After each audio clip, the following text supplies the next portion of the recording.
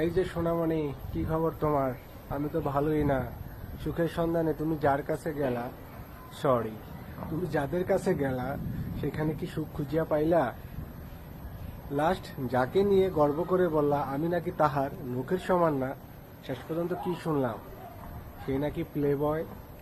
খাঁটি বাংলা কথায় বললে সে নাকি মেয়েখোর। আহারে সোনামণি, আমি অ্যাডিক্টেড, ক্যারেক্টারলেস, আমি গরিব, স্মার্ট না। স্মার্ট লোকের কাছে, বড় লোক টাকাওয়ালা ছেলের কাছে তো গেলাম, কই সেও তো তোমাকে রাখলো না। আমার সাথে তো তুমি 9 বছর ছিলা। আমার থেকে আলাদা হওয়ার এই বছরে কারোর সাথে কি তুমি 9 মাস টিকছো? আসলে কি তোমার চরিত্রের সমস্যা? কেন টিকে না তোমার এই রিলেশনগুলি? আমি একমাত্র বলদ বা পাগল ছিলাম বলে 9 বছর তোমার সাথে ছিলাম। কোনো ভালো ছেলে সোনামণি তোমার সাথে 9 দিনও থাকবে না। তোমার এই আসল চরিত্র যখন তাদের চোখের সামনে আসে, আমি কতটা বলদ আর বোকা ছিলাম এবার বুঝতেছি।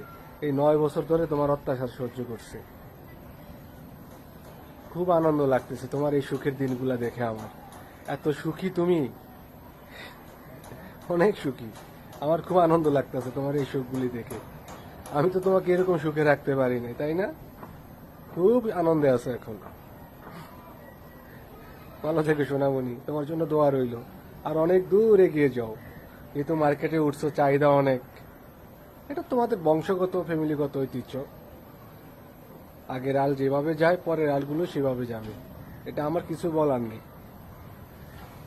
বেশি কিছু বললাম না, কারণ তোমার সুখের কথাগুলি শুনে, তোমার সুখের দিনগুলি দেখে আমার কাছে খুব আনন্দ লাগতেছে। এতে আমি অনেক খুশি তোমার সুখ দেখে।